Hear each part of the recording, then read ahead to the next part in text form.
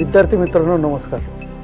M A इतिहास द्वितीय वर्षामध्ये आपण महाराष्ट्राचा सांस्कृतिक इतिहास हा अभ्यासक्रम अभ्यासत आहोत.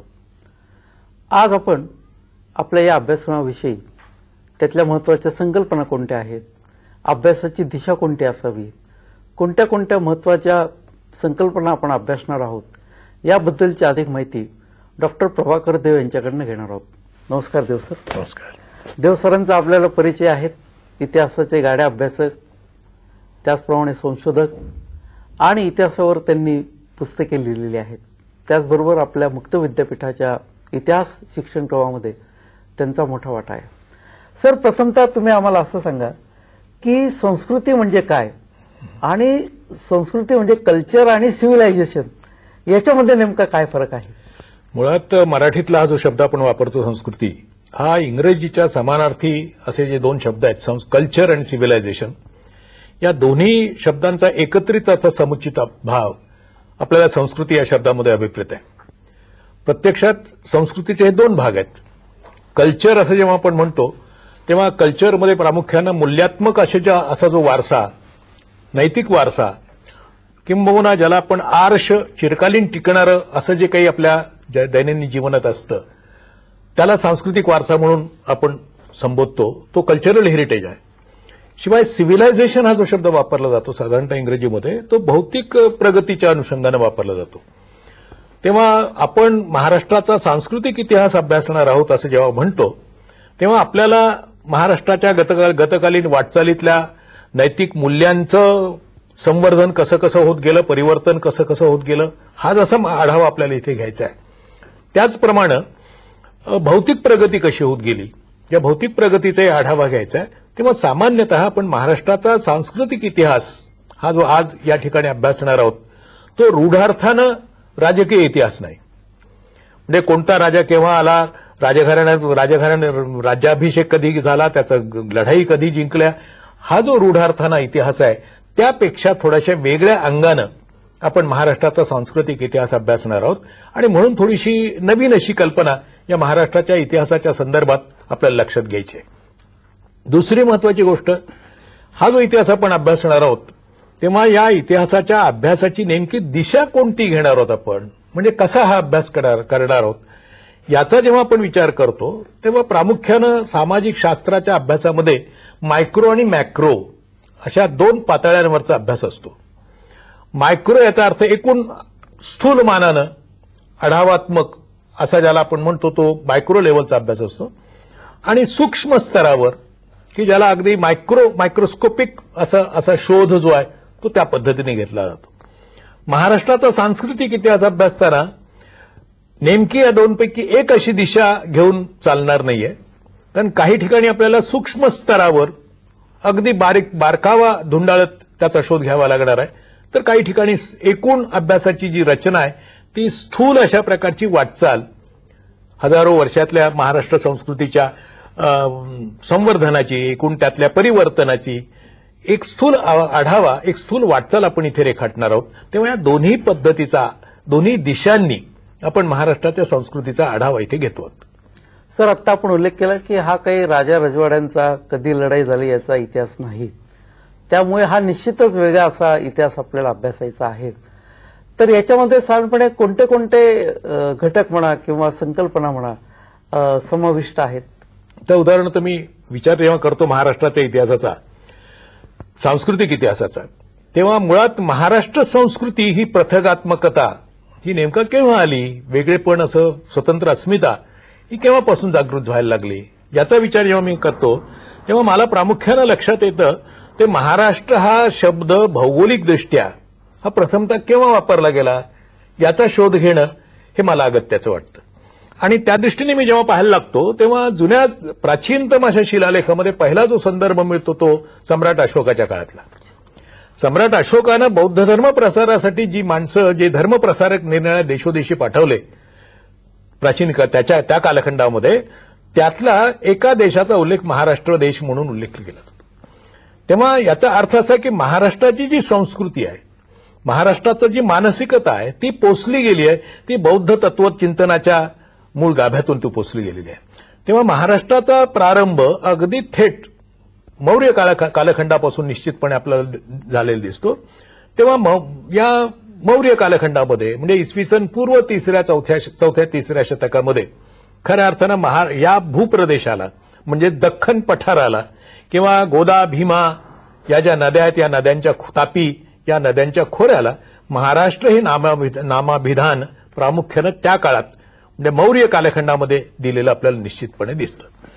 तेव्हा या मौर्य काळापासून हा प्रदेश कसं विकसित होत गेला, या विकासाबरोबर संस्कृती कशी पोचली गेली. एक लक्षात घ्या की संस्कृतीचं जे पोषण आहे ते संस्कृतीचं पोषण त्या काळातल्या त्या परिसरातल्या त्या परिस्थितीतल्या अनेक घटकांवर ते अवलंबून असतं.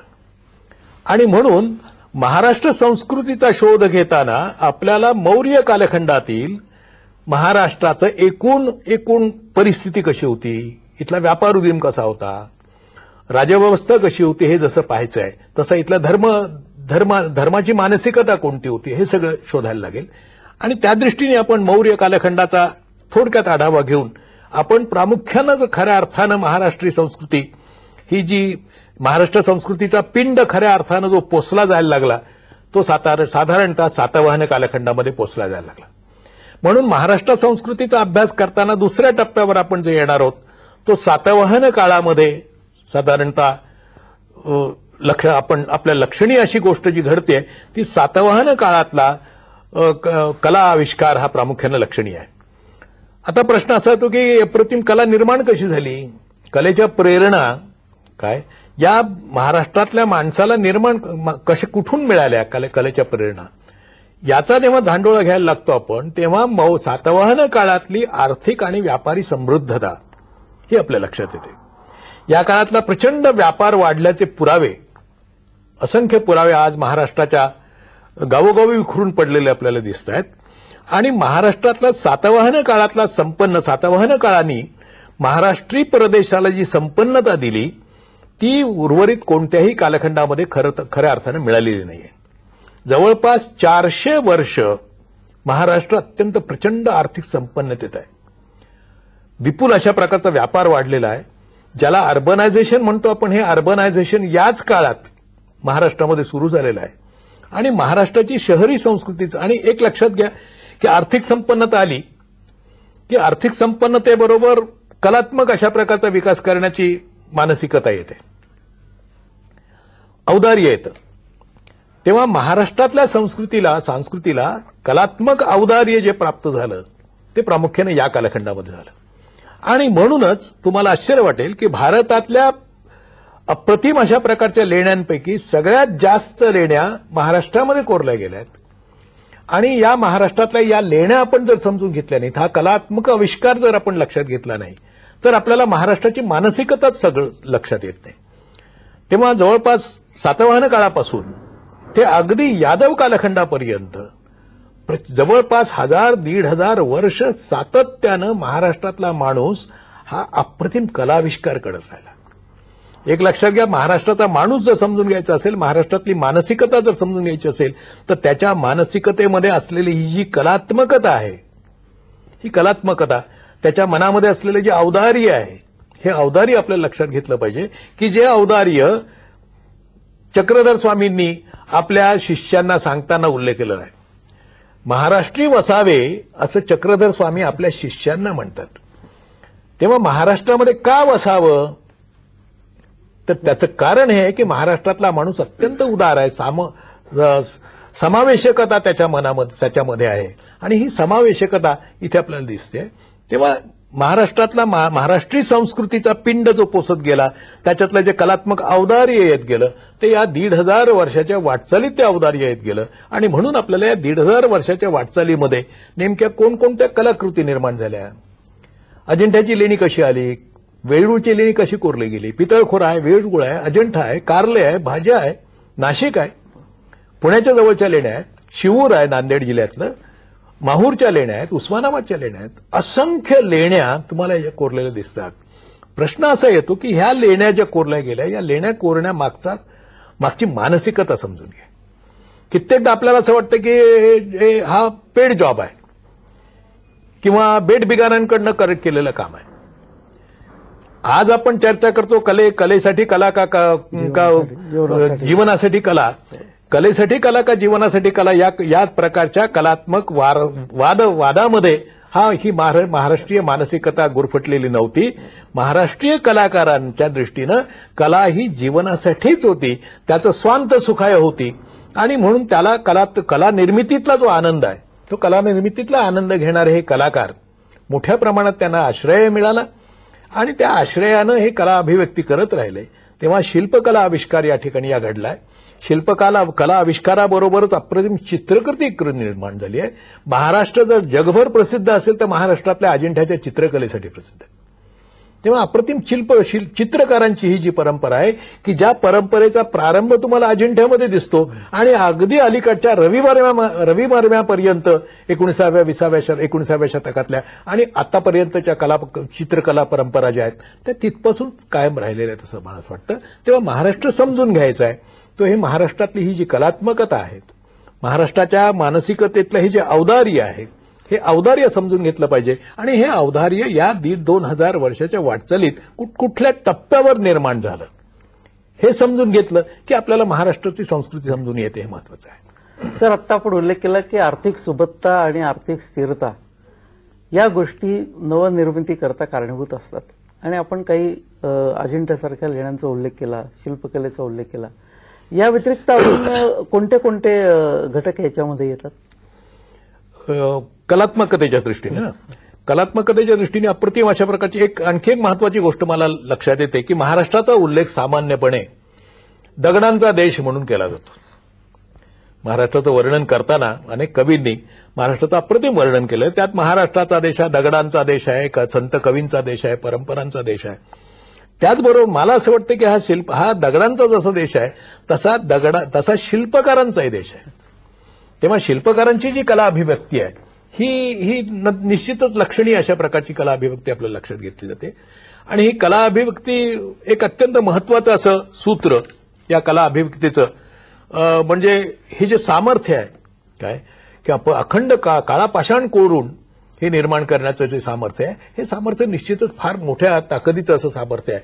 तेव्हा कला अभिव्यक्ती ही जशी महाराष्ट्र संस्कृतीची महत्वाचा भाग आहे, तसा दुसरा महत्वाचा भाग मला जो लक्षात येतो तो एक गोष्ट लक्षात घ्यायची आहे महाराष्ट्राच्या संदर्भात की महाराष्ट्रीय संस्कृतीचं 2 महत्वाचे अंग आहेत.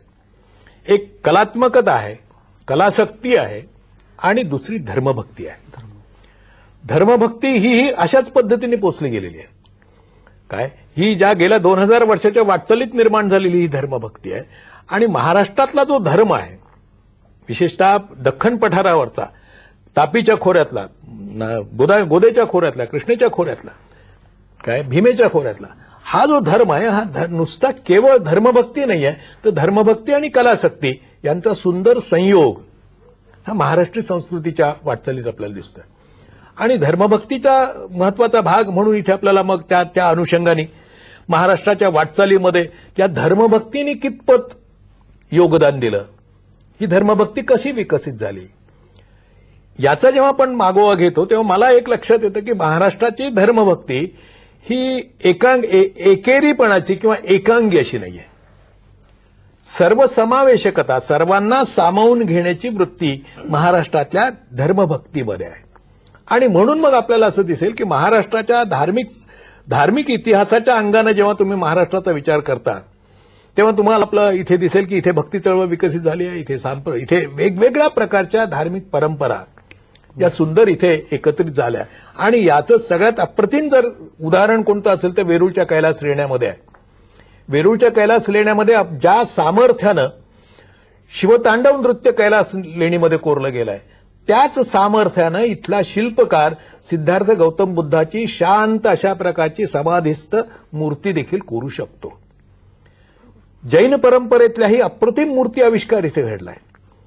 आणि मग अगदी आजूबाजूला शेजारीच ही जैन कलाविष्कार आहे, बौद्ध कलाविष्कार आहे, हिंदू देवदेवतांचा कलाविष्कार आहे. आज आपल्या मनामध्ये असलेली जी वेगवेगळ्या धर्मांबद्दलची जी एकमेकाबद्दलचा जो दुजाभाव आहे, तो दुजाभाव इथल्या कुठल्याही वाटचालीमध्ये दिसत नाही. आणि म्हणून हे लक्षात घेतलं पाहिजे की मानसिकता, पिंड जो पोचला जातोय तो पिंड हा सर्वसमावेशकतेचा पिंड हा या पद्धतीने इथे पोचला जातोय. आणि मग निरनिराळ्या वैचारिक प्रवाह, धार्मिक प्रवाह इथे निर्माण झाले. भक्ती संप्रदायाला, वारकरी संप्रदायाला, शैव संप्रदाय आहे, जैन वैष्णव संप्रदाय आहे, शैव संप्रदाय आहे. तेव्हा आणि या सगळ्या संप्रदायांच्या मध्ये एखाद्या विशिष्ट टप्प्यामध्ये कदाचित काही दुजाभाव निर्माण झाला असेलही, परंतु प्रत्यक्षात मात्र एकूण वाटचालीमध्ये तुम्हाला असं दिसेल की हे सगळे धर्मसंप्रदाय एकमेकाशी अत्यंत सलोख्यानं एकमेकाशी जीवन जगत असलेले आपल्याला दिसत आहेत. आणि ही जी समावेशकता, ही जी सर्वसमावेशकता आहे किंवा समता आहे, सगळ्यांना सामावून घेण्याची जी वृत्ती आहे, ही महाराष्ट्रीय माणसाची वृत्ती आहे, हे आपल्याला लक्षातच घेतलं पाहिजे. सर, आत्ता आपण उल्लेख केला की जरी विविध त्या ठिकाणी पंथ असले तरी सर्व समावेशकता ही या ठिकाणी आहे आणि म्हणून एक स्थिरता अशी या ठिकाणी आपल्याला आढळून येते. पण जशी राजवट बदलते तसं त्या ठिकाणी त्या राजवटीचे काही परिणाम तिथल्या संस्कृतीवर होणं अपरिहार्य असतं. तर साधारणपणे मध्ययुगीन कालामध्ये महाराष्ट्राच्या संस्कृतीवर काय परिणाम झालेला आपल्याला आढळून येतो? फार चांगला प्रश्न विचारला होता आपण की इथे महाराष्ट्राचा 2 टप्प्यामध्ये महाराष्ट्राच्या वाटचालीचा विभागणी आपल्याला करता येऊ शकते. साधारणतः मौर्य सातवाहन कालखंडापासून ते यादव कालखंडापर्यंत, यादवोत्तर कालखंडापर्यंत असा एक टप्पा आहे की ज्या टप्प्यामध्ये महाराष्ट्राच्या वाटचालीमध्ये आर्षतेला महत्व आहे, ज्याला क्लासिसिझम असं आपण म्हणतो. हे क्लासिसिझम प्रभावी राहिलेलं आहे. अप्रतिम अशा प्रकारच्या कलाकृती निर्माण झालेल्या आहेत, अप्रतिम चित्रकृती निर्माण झालेल्या आहेत, अप्रतिम वाङ्मयाची निर्मिती झालेली आहे. आणि साधारणतः इसवी सनाच्या 14व्या-15व्या शतकानंतर ही सगळी परिस्थिती बदलते आहे आणि मध्ययुग येतं. प्रचंड मोठं स्थित्यंतर महाराष्ट्रीय जीवनामध्ये या मध्ययुगामध्ये घडतंय. कारण मध्ययुगामध्ये घडतंय काय की साधारणतः ही जी सर्वसमावेशक अशी मानसिकता होती, ही सर्वसमावेशक मानसिकता ही बदलायला लागते. जीवन हे आपल्या गावगाड्यापुरतं, पंचक्रोशीपुरतं मर्यादित व्हायला लागतं. धर्म आमचा रूढी प्रिय, श्रुती स्मृती पुराणोक्त बनायला लागतो. आमच्या कुलाचाराला महत्व येतं, जातीव्यवस्थेला, जातीशुद्धतेला महत्व येतं. आमची वतनदारी आम्हाला सांभाळावीशी वाटते. तेव्हा वतनदारी सांभाळणं, जातीशुद्धता सांभाळणं, उच्च नीचतेच्या कल्पना, या ज्या सगळ्या निरर्थक आणि कालबाह्य अशा ज्या आज वाटणाऱ्या गोष्टी आहेत, या सगळ्या प्रत्यक्षात महाराष्ट्रीय जीवनामध्ये याचं प्रत्यंतर जे यायला लागतं ते साधारणतः 14व्या-15व्या शतकानंतर यायला लागतं. आणि मग इथे हे याच काळात काय यायला लागतं, याला एक राजकीय परिस्थिती प्रामुख्यानं कारणीभूत आहे. या ठिकाणी जी प्रचंड राजकीय सत्ता संघर्ष सुरू होतो, आर्थिक संपन्नता संपते, व्यापार उदीम जवळपास संपुष्टात यायला लागतो आणि सततचा संघर्ष आहे. आणि या सततच्या संघर्षामध्ये महाराष्ट्रातला मराठी माणूस हा मात्र कुठेही त्याला प्रत्यक्ष अस्तित्व नाही. तर या महाराष्ट्रीय माणसाचे सगळे पराक्रम हे जुलमी आणि सरंजामी सत्तेच्या प्रित्यर्थ हे पराक्रम सगळे कारणीभूत ठरत आहेत. याला खऱ्या अर्थानं जर कुणी छेद दिला असेल, एक अत्यंत महत्वाचा असा टप्पा या ठिकाणी आपण लक्षात घेण्यासारखा आहे मध्ययुगीन इतिहासामध्ये, की मध्ययुगीन इतिहासातल्या अनेक अनिष्ठ अशा रूढी परंपरा यांचा जरी आपण उल्लेख करत असलो तरी त्याचबरोबर या मध्ययुगाला छेद देणारं अत्यंत दैदिप्यमान अशा प्रकारचं कर्तृत्व जर कोणी निर्माण केलं असेल तर ते छत्रपती शिवाजी महाराजांनी केलं म्हणते. छत्रपती शिवाजी महाराजांचा स्वराज्य प्रस्थापनेचा प्रयत्न हा मध्ययुगाला छेद देणारा आणि आधुनिकतेकडे महाराष्ट्राला नेणारा असल्यामुळेच शिवाजी महाराजांना आपण युगप्रवर्तक अशा प्रकारचा राजा म्हणून संबोधतो. कारण मध्ययुगामध्ये हे सगळं घडलं आणि हा महाराष्ट्रीय सरदार वतनदारांचे प्रयत्न हे स्वतःसाठी असावेत. सामान्य रयतेचा विचार करणारा असा एक नवा स्फुल्लिंग हा महाराष्ट्राच्या इतिहासामध्ये या 17व्या शतकामध्ये निर्माण होतो आणि प्रचंड मोठं परिवर्तन महाराष्ट्रीय जीवनामध्ये जे घडतं ते मराठी स्वराज्य प्रस्थापनेच्या प्रयत्नातून घडतं हे लक्षात घेतलं पाहिजे.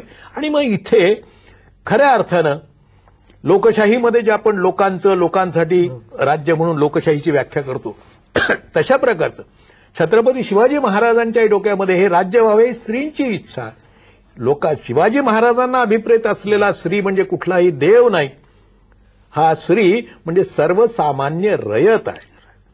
तेव्हा सर्वसामान्य रयतेचं अधिष्ठान असलेलं राज्य निर्माण करणारा छत्रपती शिवाजी हा महाराष्ट्राला एका वेगळ्या पातळीवर घेऊन जातोय. लक्षात घ्या, जेव्हा ज्या कालखंडामध्ये राज्य हे आपल्या बापाच्या मालकीचं आहे असं मानणारे राजे सर्व भारतामध्ये राज्य करतायत, त्या काळामध्ये महाराष्ट्रामध्ये राज्य हे लोकांच्या रयतेच्या कल्याणासाठी असावं आणि या पद्धतीचा विचार मांडणारा शिवाजी राजा हा महाराष्ट्राला एका वेगळ्या पातळीवर नेऊन पोहोचवत आहे. हे जर आपल्याला समजलं नाही तर महाराष्ट्राचा इतिहास आपल्याला समजला नाही असं होईल. म्हणून महाराष्ट्राचा सांस्कृतिक परंपरा जर समजून घ्यायची असेल तर इतिहासातही वेगळे पण लक्षात घेतलं पाहिजे. सर, आता आपण फार चांगल्या पद्धतीने सांगितलं की मध्ययुगीन काळामध्ये जे एक प्रकारची बंधनं आली होती, ज्या वाईट चाली रूढी त्या ठिकाणी निर्माण झालेल्या होत्या आणि त्यातून एक जे आक्रमणाचं आणि परकीय सत्तेच्या हाती जाण्याचं जे मोठं संकट निर्माण झालं होतं, त्याला शिवाजीराजांनी फार मोठा शह देऊन स्वराज्य प्राप्तीचं त्यांनी आपलं स्वप्न साकार केलं.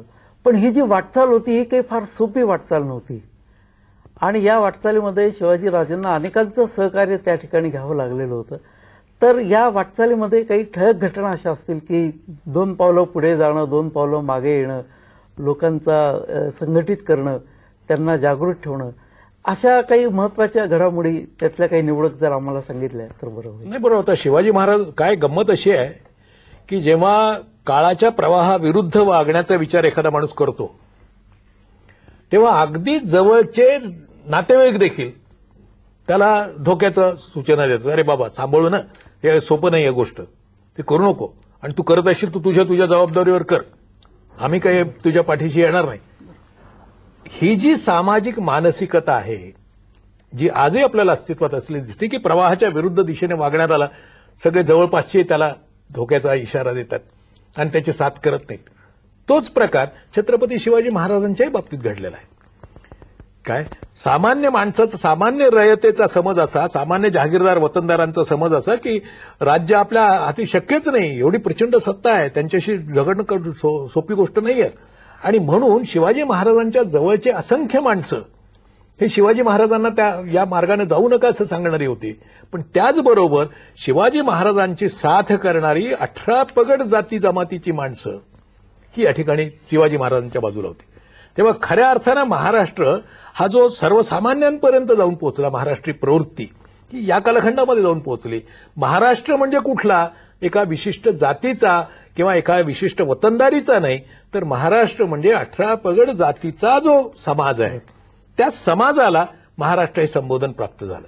किंबहुना मी तर असं म्हणेन की इथे महाराष्ट्र धर्म हा रामदासांच्या लिखाणामधून जो व्यक्त होतो तो महाराष्ट्र धर्माचं एक विशिष्ट प्रकारचं अधिष्ठान, महाराष्ट्र समाजाचं, महाराष्ट्र प्रवृत्तीचं अधिष्ठान या ठिकाणी निर्माण झालेलं आहे आपल्याला असं दिसतंय. आणि म्हणून इथे आपल्याला हा महाराष्ट्र समजून घ्यायचा. इथे महाराष्ट्र एका वेगळ्या टप्प्यावर येऊन पोहोचतो. प्राचीन काळातला महाराष्ट्र कलेची आसक्ती बाळगणारा, धर्मशक्ती असणारा महाराष्ट्र हा वेगळा. आज मध्ययुगीन काळामध्ये आपली जातीव्यवस्था, जातीवर्चस्व, अस्पृश्यता, बाकीच्या अनेक अनिष्ट गोष्टींचा सांभाळ करणारा तो महाराष्ट्र वेगळा. आणि आज आता सर्वसामान्य लोकांना आपल्या कवेत घेणारा, रयतेचं राज्य निर्माण करणारा, सगळ्या समाजाला एकत्रित संघटित करण्याची प्रवृत्ती बाळगणारा ही महाराष्ट्राची प्रवृत्ती ही एका वेगळ्या टप्प्यावर येऊन पोहोचलेली प्रवृत्ती आपल्याला दिसते. सर, आता आपण उल्लेख केला की रयतेला बरोबर घेऊन जाणारा.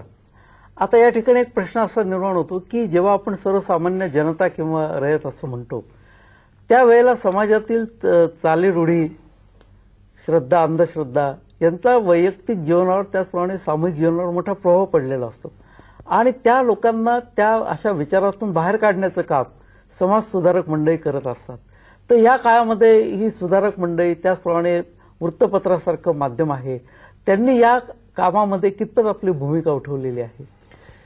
बरोबर, चांगला प्रश्न तुम्ही या अर्थाने विचारला की शिवाजी महाराजांच्या काळात महाराष्ट्र एका वेगळ्या टप्प्यावर येऊन पोहोचतोय. शिवाजी महाराजांच्या नंतर पेशवाई निर्माण झाली आहे.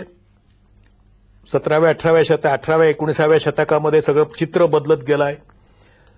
आणि एका बाजूला राजकीय दृष्ट्या प्रचंड मोठं अशा प्रकारचं राजकीय प्रबोधन या कालखंडात जरी घडलेलं असलं तरी सामाजिक दृष्ट्या, सांस्कृतिक दृष्ट्या 18व्या शतकातला महाराष्ट्र हा अत्यंत मागासलेल्या अशा प्रकारच्या अशा जीवनामध्ये तो गुरफटलेला आहे. सांस्कृतिक दृष्ट्या विचार केला तर आमच्याकडे उच्च नीचतेच्या कल्पना अधिक मोठ्या प्रमाणात बळावल्यात. दुर्दैवानं एक घडतंय सगळ्या एकूण कुठल्याही देशाच्या इतिहासाच्या वाटचालीमध्ये की चांगल्या विचाराची स्फुल्लिंग पेटतात, प्रचंड त्याचा प्रकाश पडल्याचं वाटतं, पण लगेच ते विसतात आणि पुन्हा तो समाज त्याच जुन्या परंपरांमध्ये गुरफटतो. तसं काहीतरी इथे साधारणतः शिवाजी महाराजांचा काळ एका अर्थानं 18 पगड जातींना जवळ घेणारा, कवेत घेणारा, सर्व समाजाचा विचार करणारा असा टप्पा आला आणि पुन्हा भारतीय समाज 18व्या शतकामध्ये 19व्या शतकातला जर महाराष्ट्राचा समाज तुम्ही लक्षात घेतला तर हा पुन्हा समाज हा पुन्हा मध्ययुगीन परंपरांच्या मध्ये दुर्दैवानं गुरफटला. आणि हा मध्ययुगीन परंपरातलं त्याचं गुरफटणं म्हणजे जाती वर्चस्वाची अहंता बाळगणं, उच्च नीचतेच्या कल्पना उराशी बाळगणं, अस्पृश्यता, गुलामगिरी या ज्या सगळ्या पुन्हा वाईट प्रवृत्ती आहेत, या पुन्हा वाईट प्रवृत्ती या सगळ्या डोकं वर काढतायत. आणि मग 19व्या शतकामध्ये आपण जेव्हा या टप्प्यावर येऊन पोहोचतो, हे सगळं जरी खरं असलं तर एक महत्वाची गोष्ट इथे लक्षात घ्या की 19व्या शतकापर्यंतच्या आमच्या सगळ्या वाटचालीमध्ये परंपरागत मध्ययुगीन रूढी आणि परंपरा यांचा प्रचंड प्रभाव राहिलेला आहे. धर्मग्रंथ, आमचं ज्ञान सगळं धर्मग्रंथापुरतंच मर्यादित राहिलं आणि धर्मग्रंथही वाचणं आम्ही सोडूनच दिलं. धर्मग्रंथावर विशिष्ट अशा प्रकारच्या वर्गाची मक्तेदारी प्रस्थापित झाली, ज्ञानाचा मक्ता विशिष्ट मर्यादेपर्यंत झाला आणि सर्वसामान्य बहुजन समाज हा या ज्ञानापासून वंचित राहिला. ही सगळी परिस्थिती महाराष्ट्राच्या 18व्या शतकातल्या समाजामध्ये आपल्याला दिसते. अर्थात आणखी एक महत्वाची गोष्ट इथे लक्षात घेणं अगत्याचं आहे. इतिहासाच्या अभ्यासकाला ते माहिती आहे, परंतु आपण इथे पुन्हा आवर्जून त्याचा उल्लेख करणं गरजेचं आहे की मध्ययुगामध्ये सगळ्या जगभरच ही परिस्थिती आहे. मध्ययुग ही जी संकल्पना आहे, ही संकल्पना बाबा वाक्यम प्रामाण्य वृत्ती दर्शविणारी, ग्रंथप्रामाण्य दर्शविणारी, प्रचंड अंधश्रद्धा दर्शविणारी अशी ही संकल्पना आहे. तेव्हा जगभर अगदी पाश्चात्य जगाला आपण प्रगत मानतो ते पाश्चात्य जग ही मध्ययुगामध्ये अशाच प्रकारच्या रूढींमध्ये, परंपरांच्या मध्ये, अंधश्रद्धांच्या मध्ये गुरफटलेलं होतं. तिथेही ज्ञानाचा मक्ता फक्त धर्ममार्तंडांपुरताच मर्यादित होता आणि या धर्ममार्तंडांनी आणि राजसत्तांनी समाजाला प्रचंड प्रमाणात वेठीस धरलेलं होतं. तीच अवस्था काही प्रमाणात 18व्या शतकातल्या महाराष्ट्रामध्ये निर्माण झालेली होती. या महाराष्ट्राला खऱ्या अर्थानं या परिस्थितीतून बाहेर काढण्याचं काम जर कोणी केलं असेल तर ते 19व्या शतकातल्या प्रबोधनानं केलं. प्रबोधन हा जो शब्द आपण इथे वापरणार आहोत तो प्रबोधन हा शब्द रिनेसान्स आणि रिबर्थ हे जे इंग्रजीतले शब्द आहेत त्याला समानार्थी शब्द म्हणून आपण हा शब्द वापरतो. पाश्चात्य जगातही मध्ययुगातून पाश्चात्य जग बाहेर कसं आलं, केव्हा आलं, तर ते 1453ला कॉन्स्टँटिनोपलचा पाडाव घडणं ही जगाच्या इतिहासातली सर्वात लक्षणीय अशा प्रकारची गोष्ट ठरली. आणि त्यातून मध्ययुग संपायला लागलं आणि आधुनिक युगाची चाहूल पाश्चात्य जगात लागली. तिथे पाश्चात्य जगात प्रबोधन घडून आलं, रेनेसान्स झाला, रिबर्थ ऑफ नॉलेज झालं आणि रेनेसान्समध्ये आणि ही जे प्रबोधन आहे, प्रबोधन आपण स्वतंत्र पेपर त्याच्यावरचा आहे, तिथे आपण सविस्तर विस्ताराने ते समजून घेणार आहोत. पण प्रबोधन म्हणजे कालबाह्य अशा प्रकारच्या रूढी परंपरा बाजूला सारून कालानुरूप नव्याचा स्वीकार करण्याची प्रवृत्ती, याला आपण प्रबोधन असं म्हणतो. ही प्रवृत्ती 19व्या शतकात आपल्याकडे आली. प्रश्न असा, 19व्या शतकात का आली? त्याचा संदर्भ आपल्याला 15व्या शतकापर्यंत मागे जावं लागेल, 16व्या शतकापर्यंत मागे जावं लागेल. भारताला येण्याचा समुद्रमार्ग शोधला जातोय. पाश्चात्य लोक इकडे येऊन पोहोचतायत आणि पाश्चात्य जगामध्ये झालेल्या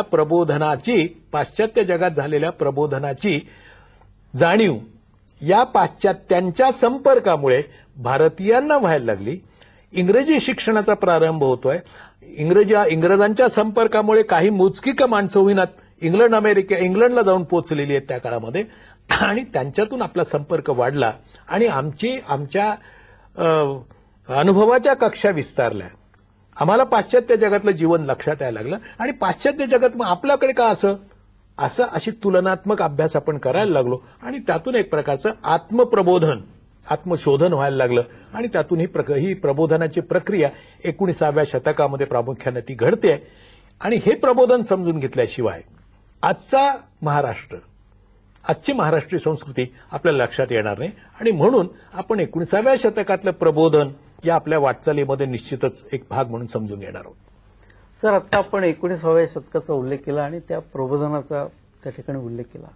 आता ही प्रबोधनाची प्रक्रिया जी आहे ही सतत चालणारी असते, पण प्रत्येक कालानुरूप तिचे उद्देश आणि तिच्या व्याप्ती साधनं ही बदलत जातात.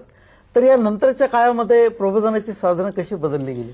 19व्या शतकात आता प्रबोधन हा जो शब्द आपण वापरतो साधारण नव्याचा स्वीकार वगैरे 19 आतापर्यंत म्हणजे मध्ययुगीन कालखंडापर्यंतच्या वाटचालीत जे प्रबोधन घडतं आहे हे सगळं प्रबोधन जे होतं ना ते अत्यंत मर्यादित स्वरूपात होतं. हे मर्यादित असण्याचं कारण ज्ञानच मुळात मर्यादित होतं आणि ज्ञान मर्यादित होतं म्हणजे मर्यादित हा शब्द मी जो वापरतोय लोकसंख्येच्या अनुषंगाने वापरतोय. ज्ञान अपार होतं, ज्ञानाला सीमाच नव्हत्या, परंतु या ज्ञानाचा प्रसार जो आहे तो विशिष्ट मर्यादित वर्गापुरता मर्यादित होता. याचं कारण की प्रिंटिंग प्रेस आपल्याकडे आलेला नव्हता, छापखाना नव्हता. आम्हाला खूप इच्छा होती की खूप ज्ञानाचा प्रसार व्हावा, पण ज्ञानाचा प्रसार करणारी लोकशिक्षणाची माध्यमं उपलब्ध होती. जास्तीत जास्त कीर्तनं व्हायची, प्रवचनं व्हायची, तमाशे व्हायचे, शाहिरी वाङ्मयातून हे नवे विचार लोकांपर्यंत पोहोचवले जायचे. परंतु ज्या पद्धतीने 19व्या शतकात छापखाना वापरात आल्यानंतर ज्या व्यापक प्रमाणात शिक्षणाचं प्रबोधन व्हायला लागलं, ज्ञानाचं प्रबोधन व्हायला लागलं, ते आतापर्यंत झालेलं नव्हतं. तेव्हा 19व्या शतकामध्ये प्रबोधनाची नवी क्षेत्र उपलब्ध झाली, नवी साधनं उपलब्ध झाली. सगळ्यात महत्वाचं प्रबोधनाचं साधन म्हणजे वृत्तपत्र हातात आली. वृत्तपत्र मोठ्या प्रमाणात निघायला लागली. अगदी पहिला 1818 पासून आपल्याला वृत्तपत्रांचा इतिहास हा आपण सविस्तरपणे तिथे अभ्यासणार आहोत. तेव्हा विद्यार्थी मित्रांनो, या कार्यक्रमाच्या पहिल्या भागामध्ये आपण महत्वाच्या संकल्पना ज्या पाहिलेल्या आहेत त्या म्हणजे प्रबोधन म्हणजे काय, संस्कृती म्हणजे काय, कल्चर आणि सिव्हिलायझेशन यामधील फरक सरांनी स्पष्ट करून सांगितला. याच्या पुढच्या दुसऱ्या भागामध्ये आपण अन्य संकल्पनांबद्दल माहिती घेणार आहोत. देव सर, आज आपण या ठिकाणी आलात आणि आमच्या विद्यार्थ्यांना खूप उपयुक्त माहिती दिली, त्याबद्दल माझ्या वतीने आणि विद्यापीठाच्या वतीने मी आपले आभार मानतो. धन्यवाद.